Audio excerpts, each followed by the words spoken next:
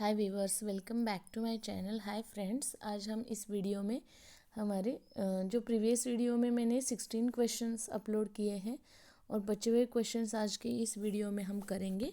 Okay now, so the question number 18 से हम start करते हैं। These are the very important question. किस तरह से क्वेश्चन आते हैं, जब तक आपको पता नहीं तब तक आप अच्छे से प्रिपरेशन नहीं कर पाते। क्या पढ़ना है क्या नहीं पढ़ना है, क्योंकि इंग्लिश लिटरेचर का सिलेबस इतना वास्ट है, समझ में नहीं आता कि हमें क्या पढ़ना है और क्या नहीं पढ़ना है, हम क्या स्किप करें और क्या ना करें। Okay, so through the question किस तरह से पूछे गए प्रीवियस एग्जाम में, उसके बेस पर हमें ये समझ में आता है कि क्वेश्चन किस तरह से बनते हैं, किस टॉपिक पे किस तरह के क्वेश्चन तैयार किए जाते हैं। So let's start. Which of the following play by T S. Eliot is the correct chronological order of publication.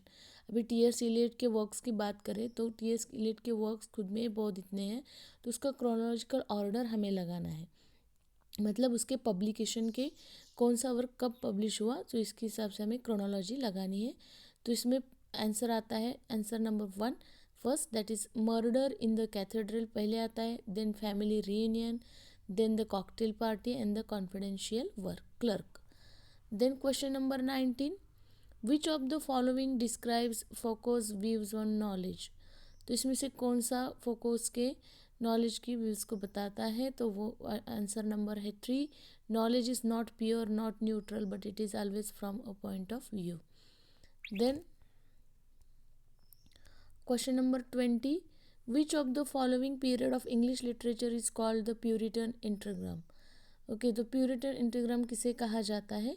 So correct answer is, इसे ही कॉमनवेल्थ पीरियड कहा जाता है, इसे ही प्यूरिटन पीरियड कहा जाता है। Okay, so keep in mind, so the Commonwealth period, Cromwell period, these are the same. Then which of the following fictional characters is in the right chronological order. So the here correct option is option number 3, Man Friday, Uncle Toby, Miss Heavyism and Stephen Dedalus।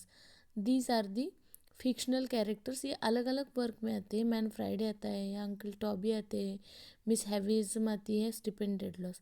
So these are the famous character from the famous work.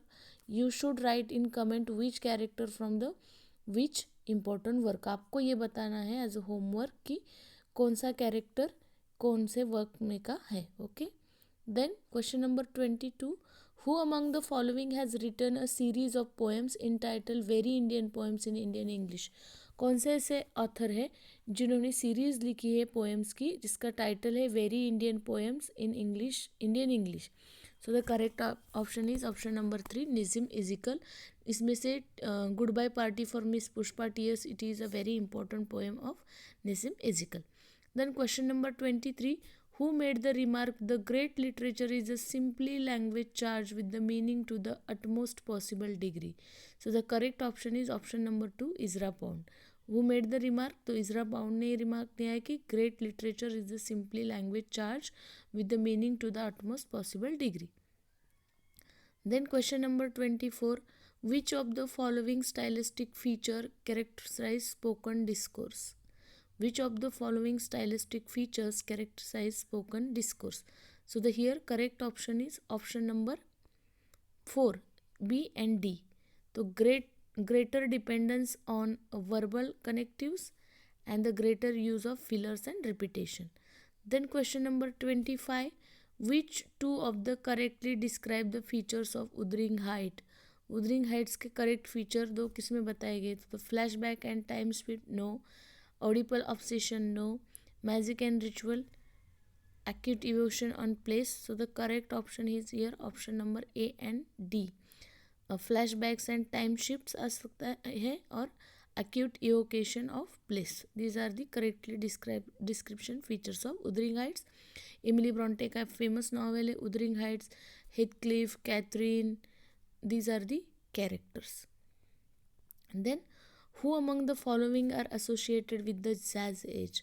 Jazz age से कौन related है? तो Ernest Hemingway and Sherwood Anderson.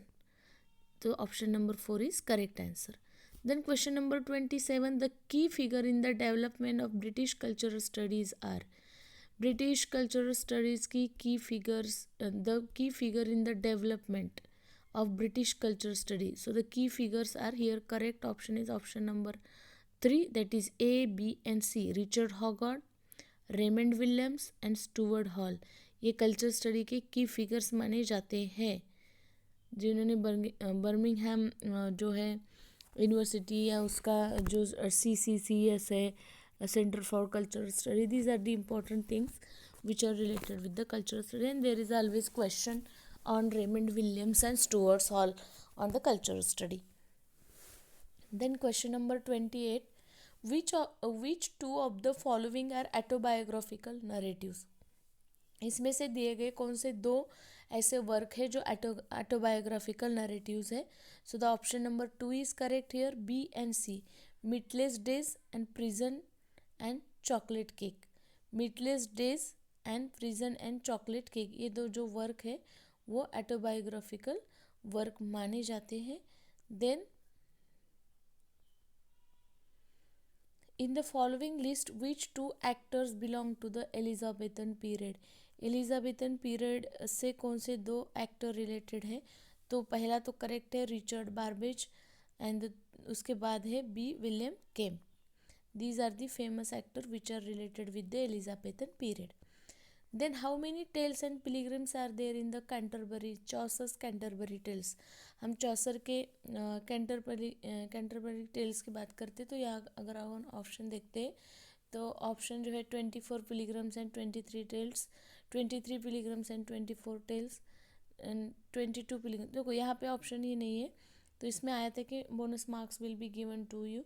तो इसमें 24 tales थे या कितने, तो टोटल 29 पिलिग्रिम्स थे, और हैरी बेली जो है वो एंड द चौसर मिला के 30, एंड इसमें टोटल 22 ही टेल्स थी। So the here not the given option is correct.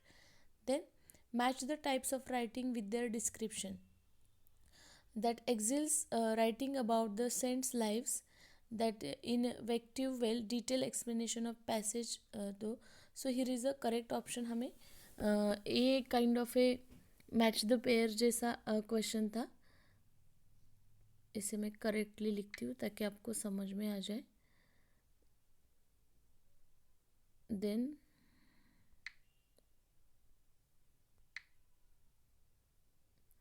बहुत सारे क्वेश्चन मैच द पेयर्स ऐसे भी पूछे जाते हैं, क्रोनोलॉजिकल ऑर्डर भी पूछा जाता है। इसके बाद इसे हम लगा लेंगे। ओके, तो इसमें से राइटिंग अबाउट सेंस उसे एक्सिल्स कहते हैं, या इन्वेक्टिवल क्या है, detail explanation of passage.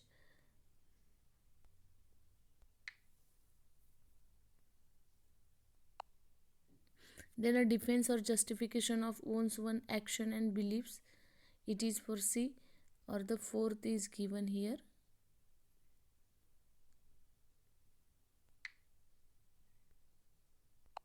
So we have to choose from it. So the here correct option is option number first, that is A के लिए सेकेंड, जैसे एग्जीक्यूल्स कहा जाता है, detail explanation of passage. Then हैगियोग्राफी जो है वो है writing about cents life. Then D का आता है थर्ड, एपोलॉजी मतलब अ डिफेंस और justification of once actions and beliefs. So this is how the option number A is correct. Then another question is that about the match the pairs. Match the pairs का ही question है, इसमें हमें match करना है।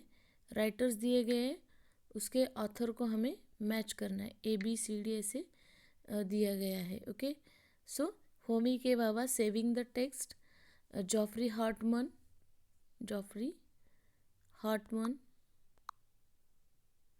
Then Edward Said के लिए दिया है desire in language.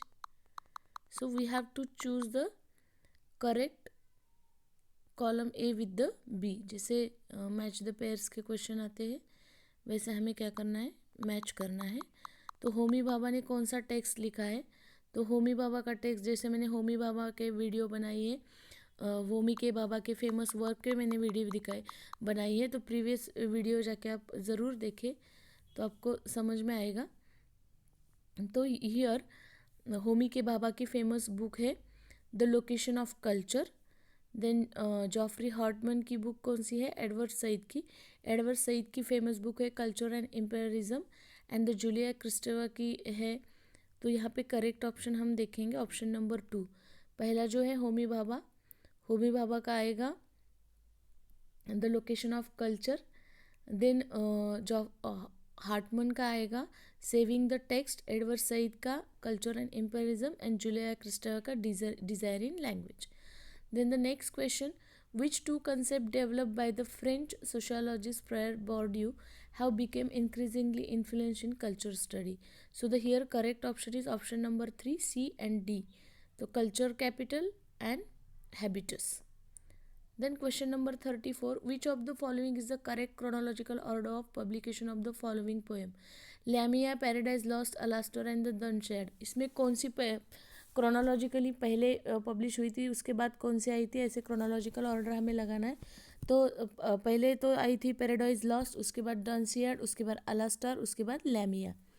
Then we turns toward the question number 35। Okay, तो which is the chronological order of the appearance of the following periodicals? Periodicals दिए गए, देखो इसमें अगर हम लगाते हैं सीरियली, तो पहले आया था टैटलर, उसके बाद स्पेक्टेटर, और उसके बाद आया था द एग्जामिनर, एंड उसके बाद आया था द रिफ्लेक्ट। ऑलरेडी ये लगाया हुआ है टी सीरीज, जैसे TSERE। Okay, so the Tatler आया था, स्पेक्टेटर आया था, Examiner and Reflector. So option number 3 is correct option. Then match the periodicals, again the match the pairs का क्वेश्चन है। सॉरी, इसको मैं वाइल्ड टीचिंग एडिट कर रही हूँ गाइज। बहुत सारे क्वेश्चन अगर हम पिछले एग्ज़ाम के देखते हैं तो उसमें आपको मैच द पेयर के ज़्यादा क्वेश्चन दिखाई देंगे। तो यहाँ पे हमें मैच द पेयर्स लगाना है रैमलर, और रैमलर जो है उसको मैच आएगा कौन सा, और उसके बाद दिया गया है मैकमिलन्स मैगजीन, उसका जोड़ी दिया है सैमुअल जॉनसन। उसके बाद आया है डेविड मसॉन, एंड उसके बाद Bentley's Miscellany and Richard Steele. तो इसमें से the Rambler, Macmillan's magazine, the Guardian and the Bentley's Miscellany and Richard Steele. So the here correct option is option number 3। Rambler को आएगा सैमुअल जॉनसन्स, मैकमिलन मैगजीन जो है वो है David Masson का। Okay, so the correct option is option number 3। Then which of the following work is the character Ariel and exclusion? नीचे दिया गया कौन से वर्क्स में? So it is that the work is the rime of the ancient mariner जो है Coleridge का, उसमें से एरियल कैरेक्टर एक्सक्लूजन है। Then which two aspects of the cultural diffusion in the age of globalization need to be addressed by the pedagogy of language in general and of English in particular? Which two aspects of the cultural diffusion in the age of globalization need to address by the pedagogy of language in general and of English in particular? So the here correct option is option number is not correct anyone here, but the correct option is multidisciplinary and the simplicist abbreviated. Then question number 39, which of the following set of characters in the Charles Dickens novel is in right chronological order? तो Bounderby, David Copperfield, mrs Mann, Nathaniel Wilkin, David Copperfield, mister Bounderby, Nathaniel Wilkin, Mr. Munn, then Nathaniel Wilkin, Mrs. Munn, David Copperfield and Mrs. So here the correct option is option number 3 is correct. Which of the following set of character in Charles Dickens novels in the right chronological order? अगर हम लगाते थे तो पहले आता है नैथनल विंकल, उसके बाद मिसेस मान, उसके बाद डेविड कॉपरफील्ड और उसके मिस्टर बाउंडरबाई। सो ये जो कैरेक्टर है अलग अलग डिफरेंट नावल से लिए गए हैं। David Copperfield is it from David Copperfield novel. तो जैसे जैसे उस नावल की पब्लिकेशन है उस तरह से उस कैरेक्टर को लगाया है। Then which two principal kinds of melancholy are proposed by Robert Burton in volume 3 of the Anatomy of Melancholy? So the correct answer is option number 1, that is A and B, religious and love. Then again remaining question 41 to 100 we will see in the next video.